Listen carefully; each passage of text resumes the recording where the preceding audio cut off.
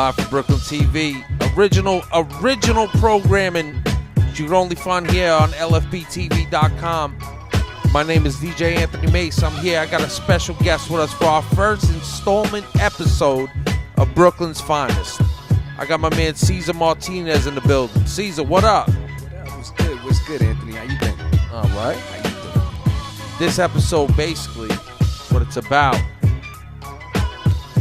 is we have many different topics of shows here. We got all kinds of artists that come in, all kinds of different people in the world, different things that they do. But this guy right here, he's none of that. He ain't a DJ. He ain't an MC. I don't know. Maybe he is, and he hasn't told me yet. But this is for people who are outstanding, in my eyes, in the borough of Brooklyn, New York. Caesar's been an outstanding citizen to Brooklyn, and I believe he sets the example for what people should be doing, thinking outside the box, creating opportunities for themselves, making sure that that they're taking care of themselves any which way they can, and doing it all with a smile. And I'm going to switch over to my man Cesar right here so you can check him out. Once again, Cesar Martinez from Brooklyn, New York City. What up? Welcome to Live from Brooklyn TV, man. Thanks for having me over here, Like you said, you got to think about yourself first and foremost. That's the most important thing. You got to take care of yourself. You're the prime suspect, the prime person. The prime suspect. You better watch out with that. Don't say that. Don't say that. Yeah, well, so basically, like I said, the reason why that you're here is because I felt that you are one of those people that people should admire. You probably don't get a lot of props for what you do. People may look at you as if you're just an average guy. Caesar, so we're gonna make sure Caesar looks into the camera. Look at them. Don't even look at me. Just hear me, but make sure, because they want to look into your what do you got? Brown eyes? Look into my eyes. The ladies probably like it. Spanish, dude. You're Spanish, right, Martinez? Yeah, Puerto Rican, you're baby. good with the ladies. I know how it goes. That's why I sit behind the camera and you're just by yourself in front of it. I don't want to ruin the good picture over here. But Caesar is a employee of one of the most one of the best restaurants, fast food restaurants in Brooklyn. It's called Rollin' Roaster, and it's different than McDonald's. It's different than Burger King or Wendy's, anything like that. It's got the best of everything. It takes a little longer to cook. He'll explain all the food to you, and I'm going to show you as we move along. I'm going to show you a couple pictures while Caesar's talking. I'll show you exactly what we're talking about, what really is on the menu over there and everything like that. But this isn't a cooking show. This isn't about that. Caesar's a guy I knew from way back, and he always had a strong hustle about him. But, it's something that I felt at this point, knowing him so long, we had to discuss it. We had to do it on the network. I wanted to let people out there hear Caesar's story. So let's start it from the top so they really understand what Rollin' Roaster means, and also why there's a polo horse behind you with a gentleman riding it. Obviously, most people pick it up if they could tell. Again, we're looking for that abstract, but Caesar's also a major Ralph Lauren polo fan. We're going to get into that as well. So, C's, let's start it at the top, man. All right, so Rollin' Roaster, we're in what? We're in Sheepshead Bay, East 29th Street in Emmons, right by the water. If you know it, you know it. If you don't know it, it's something to explore. Well, you're famous over there, man. Everybody in Brooklyn should know you. How long have you been working in Rollin' Roaster? I've been there 15 years. Wow. I started when I was 17, 18 years old. So. Wow. Really that long, huh? That's it. I mean, it's a good place. It's a good environment, You eat. You work with a lot of different people, You meet people. So it's good. I mean, you meet everybody because you're going to see it here on the picture as well. And when you arrive in front of Rollin' Roaster, it says the same thing. It says it. Over 5,000 roast beefs a month. Is that right? It's crazy, yeah. This is the spot right here in Sheepshead Bay, Brooklyn, Rollin' Roaster. Now, what they pride themselves in, okay, There's a reason, again, there's a reason why I'm showing you these restaurants and I'm giving you this information and why Caesar's here. There's a great point to it. But again, this is the restaurant right here. If you come to Sheepshead Bay, Brooklyn, you'll come to that spot, Rollin' Roaster. And then when you go inside, that's what you're going to order right there.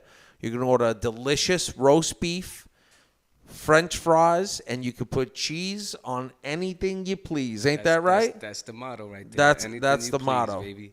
See, of course, you're going to get served most likely by me, so you'll get served with a smile, you know? So anybody out there who goes to Rollin' Roaster in Brooklyn, look at this guy's face. Tell him you said hello and you've seen him on LFB TV. Okay, let's start at the top. Where were you born, C's? I was born right here in Brooklyn. Where? What neighborhood? Sunset Park. Okay, so you're originally from Sunset. Yeah, 10th Ave, 45th Street over there. I was born in Lutheran Hospital. Right. On 3rd Ave. So how were you in school as a kid? Were you a good student? School, yeah. I was always You were very good in focused. student? Yeah, real smart, man. Real smart. Okay. Real smart. I mean, I've always got in trouble for talking. That's That's all right. Major thing. Me too. Yeah, obviously, yeah. But what was it in school that like you wanted to do? What, as you were coming up, what did you think you wanted to do in life? Always in school, I wanted to be a police officer. It kind of inspired me, you know, being in the streets and, you know, seeing different things, crimes and stuff like that. Not just to arrest people, but just I figured I could help people by my gift of gab, you know, talking. And Absolutely. And now, the reason why we brought up Rollin' Roaster first, again, you've been working there for 15 years. There's a lot of kids out there that won't take a job at a restaurant. They won't take a job at a McDonald's. They feel like it's beneath them. When you were a kid, and again, I asked you what you wanted to do. Mm-hmm. Now,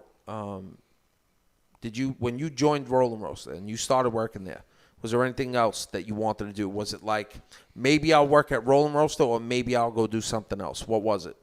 Well, I mean, being young and stuff and not having a plan, you know, I was from the projects, you know, I didn't really do much. So it was just a place where I could make money. Did you have nice things growing up? I would say when I first started working is when I started to get nice things, when I was able to afford things. You know, I pretty much got hand-me-downs and, you know, the not so expensive stuff. So when I did start making money, that's when I try to live the fabulous life. You know? Yes, of course. Of course, you know. So what did your friends say when you got a job at Rollin' Roaster? I mean, some people were supportive, you know. Yeah. Oh, yo, it's good you got a job. You know, you're doing the right thing. You're staying out of trouble. Others, that's like McDonald's or something. Did you get flack from it? Yeah, of course, for sure. I got it. I've gotten that. Okay. But my thing is, I don't care. Even right now, I don't care if people think I'm a busboy, a cook, or, you know, I have a title as a manager, you know. So. Right. But I don't really think, and I don't care what people's opinion of me is. You know, I sell myself. The way I portray myself is what's going to get me by, you know? Absolutely. And that's how everybody should be. That's why, again, I have somebody like you here, because I wouldn't want somebody to come on the show and say that they do care what other people think of them, because then that's not the example I want to set. Right. I want people to know that it's okay to be who you want to be. That's one thing. I don't try and change the way I am. So now you started at Rollin' Roaster. Mm-hmm. What kept you there? What kept you there the first year? I mean, I wasn't getting rich off of it. Absolutely. You probably weren't making that much money at all, right? Yeah. What would you say you started at? I started with, $6 an hour? Okay. And you were how old? 98. And you were how old? 18. 18 years old, making $6 an hour. Okay. And the work itself was pretty... it's pretty strenuous. I mean... okay, I was going to say easy, but you're saying it was strenuous when you first started. I'm cooking. I'm behind the scenes. You know, you'll see me. I'll wave to somebody that I know, but I'm over there. Now, you would make all that beautiful roast beef and cheese and the French fries and the corn fritters and the... All right, I know too much. I know. That's why I'm not on camera. And you would be making all that stuff. That's it. Okay. So the whole time, like while you were in that job, was there ever something like you were like, oh, you know what? Maybe I should get out of here. Maybe I should leave here and go find something that'll get me maybe $8, maybe $9, maybe $10 an hour. Was it? And I'm talking only in the beginning.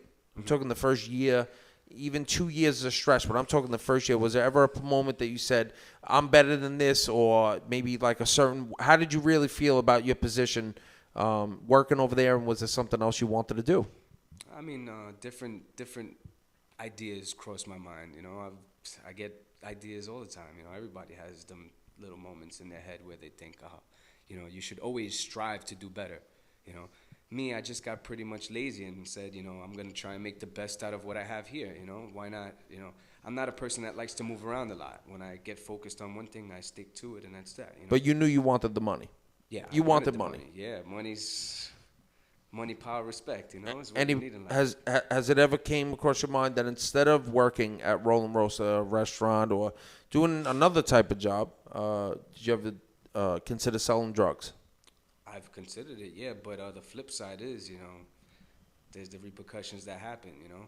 Did you know any friends that sold drugs that got penalized for it? Oh, for sure, yeah. Went to jail, a lot of got in friends, trouble? Yeah, been in and out the system. You know, I just chose to fly the correct route, you know, stay on the path of the working man, you know, so to speak. Being where we're from, Brooklyn, New York City, streets a little rough. Yeah, streets. It's a little crazy. The example that's out there is less than favorable sometimes. So I'm sure there was a negative influence. There was definitely positives for you, but I'm sure there was a lot of negatives out there. Sunset Parks, definitely in the early 90s, definitely was a rough place to be. Am I right or am I wrong? Yeah, sure, for sure. So a kid growing up like yourself, I mean, was it hard for you to take this job and stay there, or was it just something that felt right to you? Nah, I mean, pretty much for me, since I was 10 years old, I was on my own. You know, I mean, my parents passed away when I was 10. Really? So, yeah, both my parents. So, I mean, it's hard for me. Like, I assumed the role of taking care of myself. I lived with my grandmother and in Marlboro Projects, not far from here, you know. Do you understand now? Now I understand why you're here, because I didn't know that about you. I did not know that about you. All I knew is that there was some like powerful strength that I felt from you. Yeah, I mean, I have to live for them, you know. I have to try and excel because of them, you know. It's like nobody in my family has really accomplished anything, you know. So for me to stay working and doing the right thing just makes me proud. At 10 years old, you went and lived with your grandmother. Yeah. And what did as you got older, what did she say that she wanted? She just wanted you to be happy? What was her message to you as your new guardian, you know? She wanted me to stay focused and do the right thing. Of course, you know, growing up and having, you know, these problems that have taken control of me, you know, taken over me, you know, it's hard, you know. So, I mean, I've expressed myself in different ways, obviously, you know. Growing up wasn't easy, you know. Right.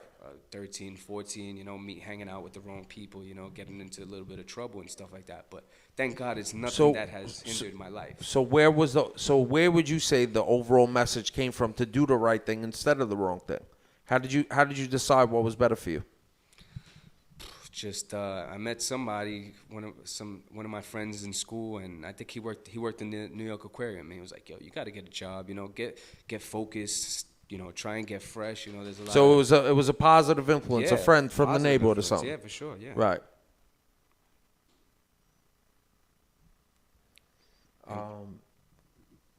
So when you spoke to him and he was like, "Yo, you need to come to the aquarium," what'd you think about that? You were just down for it? You like the aquarium? It was a good idea? Yeah, you know what? Fish, all right, cool. Maybe there's nice girls. You know, being Yeah, young, I was like, 100%. you know what? Obviously, always thinking about, hopefully I'll get employed, you know?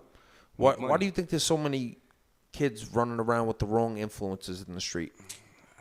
They're just, I mean, you got to have some people have a good core, a good background, and they just fly away from that plan of just trying to be, you know, cool. Yeah. And that's what takes over, right? I the think fact so, that to be cool. A lot of negative attention they get, you know. Right. It's trying to get nice clothes and maybe wanting to get nice clothes, selling drugs, or, you know, rather, you know, I don't know. You could get in trouble numerous different ways. Hopping the train, or stealing clothes from stores, and you know. What else did you like to do growing up as a kid? What was your extracurricular activities? You wearing the Yankees cap? You're a Yankees fan, right? Yes, sir. I mean, I've always watched TV. I used to watch like The Box and MTV and all these things. You know, seeing all the rappers. You know, it always interests me. You know. Mm-hmm. Anything else? Anything else you'd like to do growing up? Kept you out of trouble? Handball.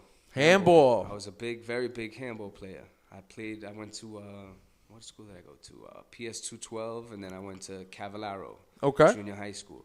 And I actually, I was 7th grade or 8th grade, I think I graduated there, but I was like the handball champion of the school. So Yeah. that was one thing that definitely focused, took a lot of my anger out, but Yeah. also made me become more competitive and, meet a lot of people and stuff like that. So that was big for me, handball. So that took your mind off things. You get playing some handball, listening to some music. That's it. That helped you get through Handball, some music. of your days. Yes, sir. Yeah, for sure. I could understand that as well. And so now you moved through your first year. You've been at Rolling Roaster a year now. Let's fast forward. You learned that working at the aquarium was the right thing to do as far as you wanted to have a job. You knew you wanted to work. So now you get into Rolling Roaster. How much later was that? You worked at the aquarium at what age? 14 was my first job. 14 was your first job. Yeah, You worked there how long? I worked there for 3 years. And then you went to Rolling And Roaster, then, right? yeah, I got they told me, I think I was making like $4.25 or $5 as a team manager, which is like a supervisor position. I would run the gift shops and stuff like that, count all the money and stuff. But other than that, I mean, I started Rolling Roaster. I made a career switch, working like retail to a restaurant because it offered me a little bit more money, Right. So after you passed your first year, you knew you're there.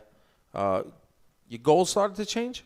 Did you start to feel like, I'm staying here, I'm here, let me make this work, let me see what I can make it do? Yeah, I'm not doing anything else. Might as well, I didn't go to college, I might as well make money and try and get the things that I've always wanted, sneakers, clothes, Of course. And you said you were going to do that through this restaurant. So now, that's it.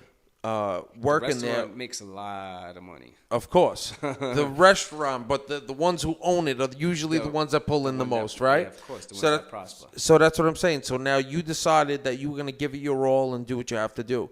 Now I asked you a question before that you answered to me before we even got on camera. How long did it take you before you became a manager of this restaurant? I worked there 3-4 years as a cook. Wow. So. Again, I knew that answer already, but I still want to say it again that I think that's amazing.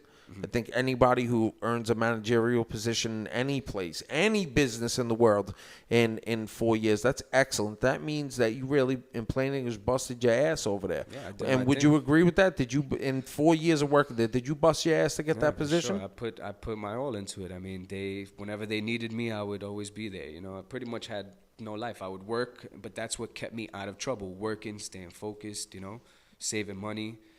And that's how we met. I knew that you were a big saver. What was your mindset?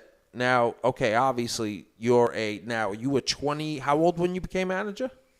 I was 20, 18, 19, 21, 22 years old. How does a 21, 22-year-old kid become a manager? What were you thinking about? I got to be honest, I don't know any 21-year-olds that I think would be qualified to be a manager of anything. So what was your mindset like when you were managing a restaurant at 21, 22 years old? Well, I mean, I'm good at money. Right. I'm good at money. You like spending it, too. I like spending it. I actually did want to work in a bank. Because Yes. I said, you know what, maybe banking would be a lot easier. Yeah. But, I don't know, suit and tie and stuff and, getting too dressed, I wasn't too fond of, But I'm very good at counting money and working with money. So, but 21, having the mentality, I wanted to hang out, of course. Yeah. I just turned Exactly. 21. I was going to bars and hanging out and drinking, partying. Long hours at the restaurant. Any manager that I of know works course. very long hours to make sure everything's running smooth. Restaurant business is very hard. Absolutely. It's not easy, but they make money because everyone has to eat. Yes. And it's a pretty popular place. So Very popular. 5,000 roast beefs a month.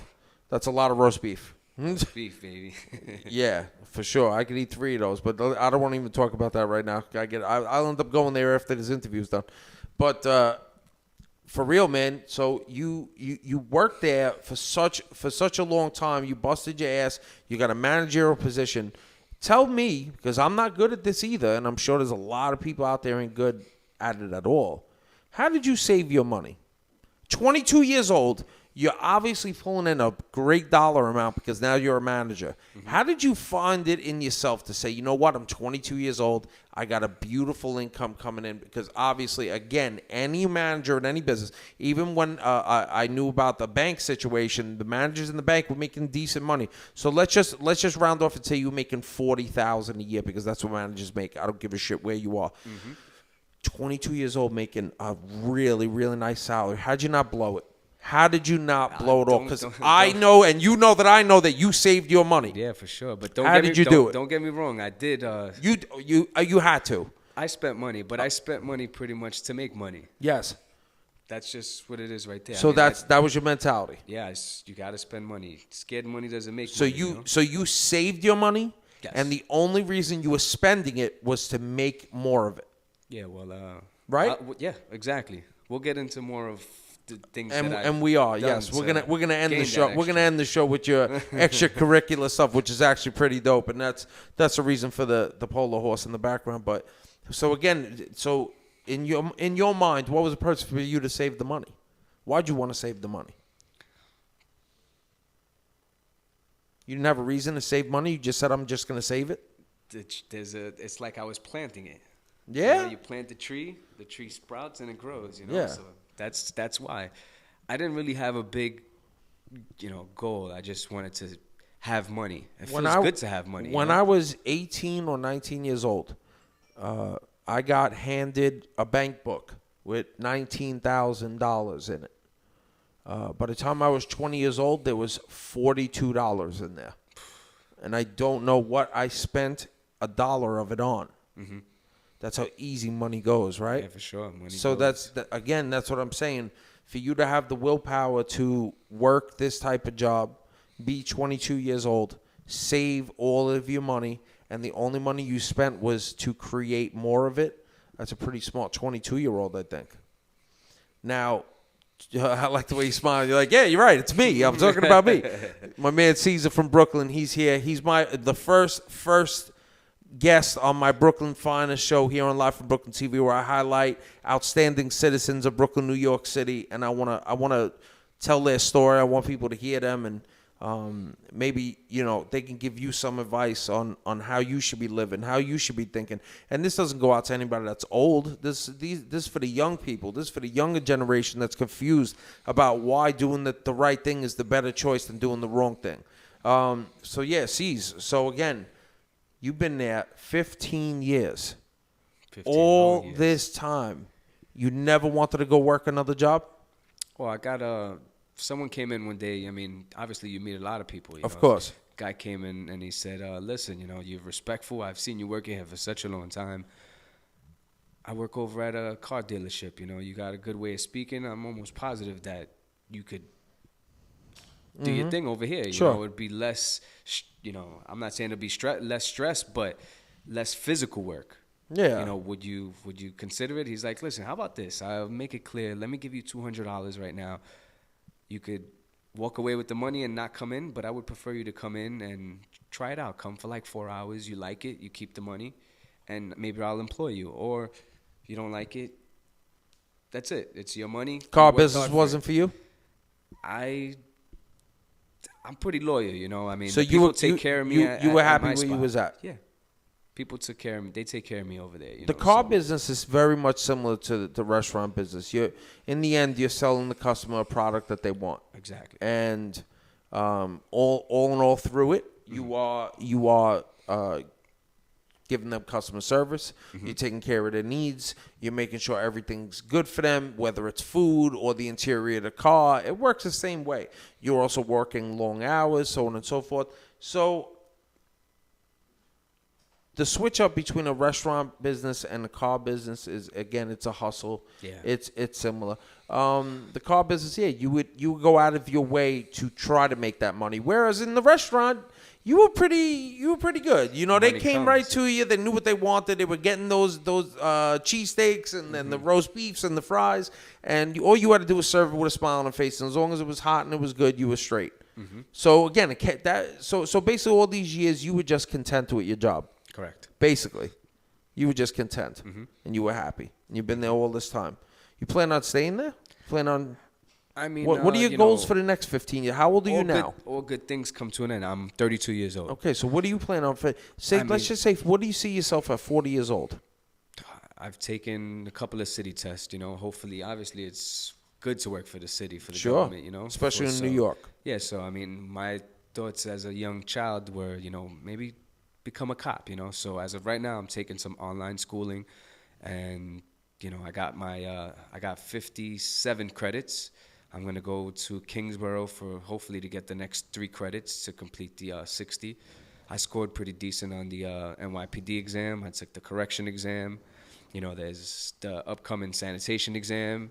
I took the school safety, you know, the guards that are inside the schools. So trying to do a couple of, you know, positive things, you know, see if they call me and I can get in, it'll be a plus, you know. But obviously, if I don't, I could stay working in the spot as long as they allow me to, you know. So far, what we could take from this is that Cesar Martinez from Brooklyn, if kids are watching, because that's who this is for.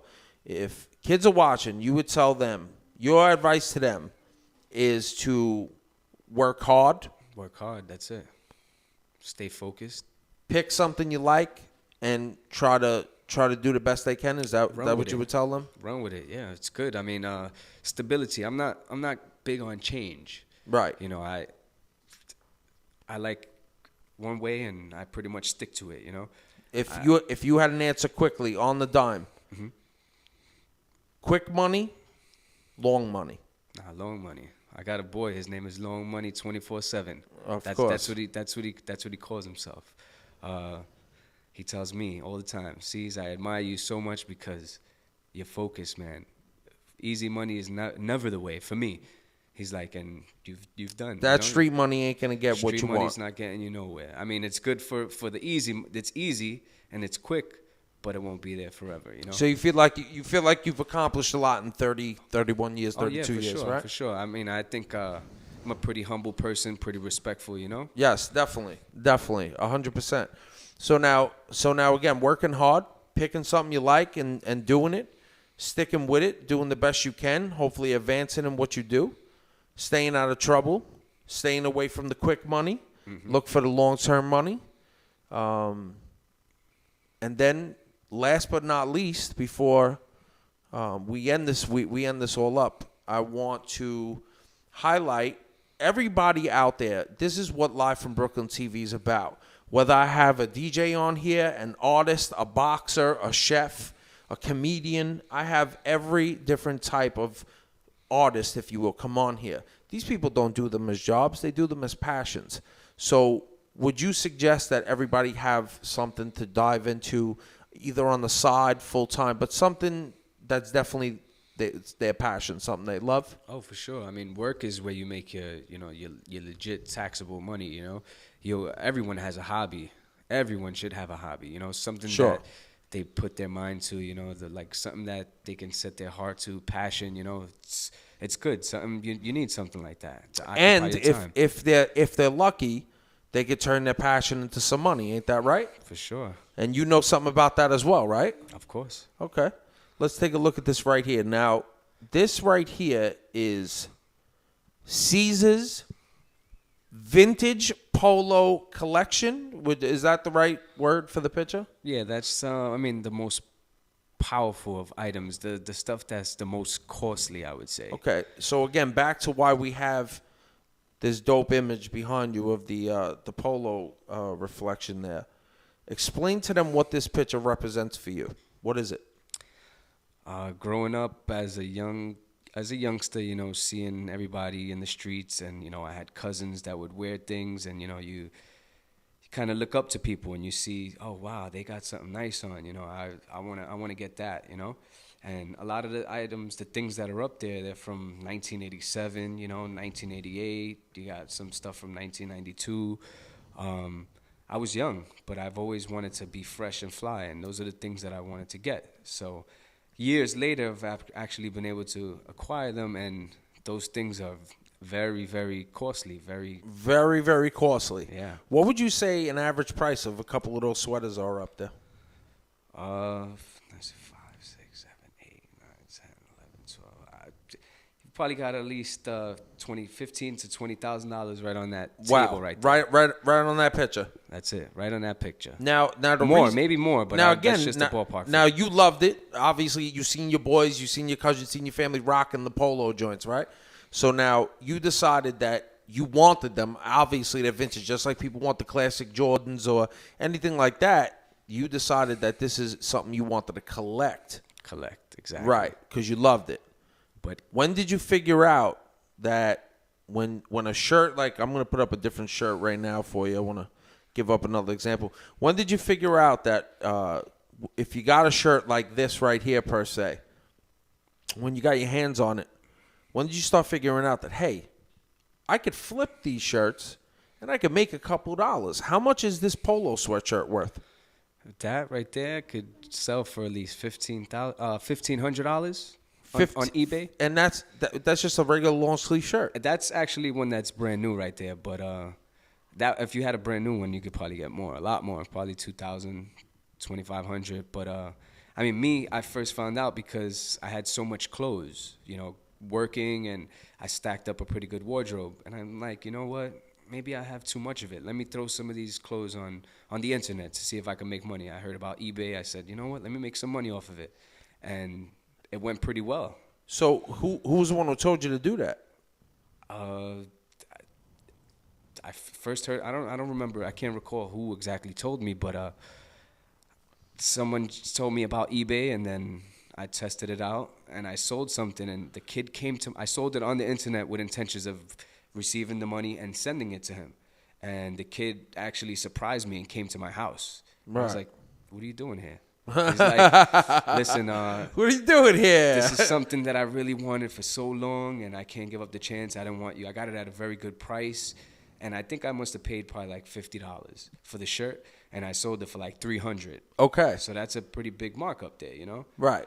And So the reason, again, the reason why I'm explaining all this, naturally, you're a fan of the polo shirts and the polo clothes and all that stuff, but you found a way to get an extra income. Exactly. You're not selling drugs. You're not robbing anybody. You're not doing anything wrong. Mm-hmm. You're simply finding some good deals on some great brand of clothes, and you're flipping it and earning an extra income, right? Right. So you have your standard work salary, whatever that may be, even if you're not a manager, but you happen to be, but you'd have your regular work salary, mm-hmm. and then you found a way to find some great clothes and flip them for a profit.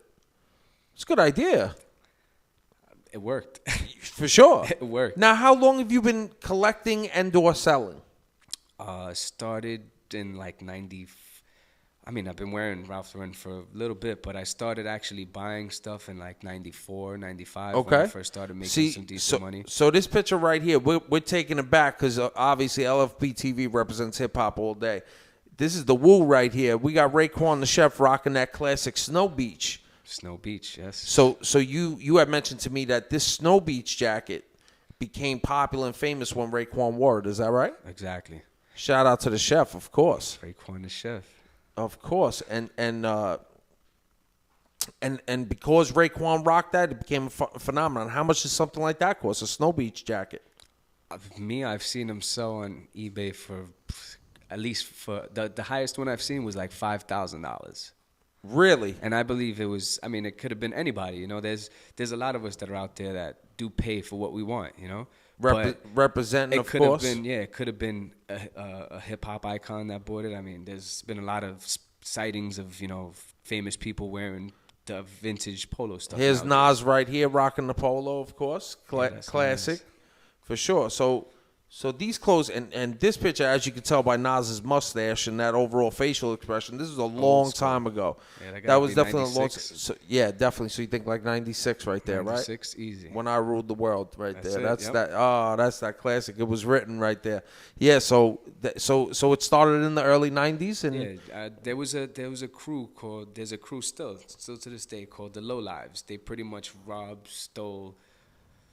They ruined Ralph Lauren because they were taking it from the stores, but that only made it more popular. I mean, it was a brand that was made for classy people, people that had money. The price tags on certain cashmere sweaters, you got $695, $695 retail tickets on it. and the average person couldn't afford it, you know. So they would go and take it and bring it back to the hood and sell it for, you know, an affordable price, you know. So that's how I got a lot of stuff, you know, half price or even cheaper, you know. And then what I would do is just, since I sat on it until I knew that it would sell for more money, and I made my bread like that, you know. That's right, and that's the best thing you could do. So to wrap this up, this is where we're at, man. I wanna tell you that we met on different terms. Sometimes people come into each other's lives, you know, different. You know, and it's not always the same. You don't meet through a friend, whatever. The way we met was totally different than anybody else I've ever met before. I respected you from the minute I met you. I've watched you grow as a man throughout the last, whatever it's been, 12 years or whatever. Yeah, I don't even know how many years ago it was that we first met. But I want to tell you that I'm proud to know somebody like you. I'm proud to represent you on my network so that people could see what a positive example really is. I think you've worked extremely hard through the years. You've maintained a position at one of the best restaurants in Brooklyn. I've gained at least 50 pounds from this restaurant in the last 10 years. I love going there and seeing you there. You are not only a gentleman, but you're a pleasure to be around. You're the way you handled yourself with the polo idea, you turned it into something that could be profitable, and you love it at the same time. You work at a job that you're comfortable at, and you maintain working hard as a constant, and you know nobody could take that away from you, man. So shout out to you, Mr. Cesar Martinez from Brooklyn, New York.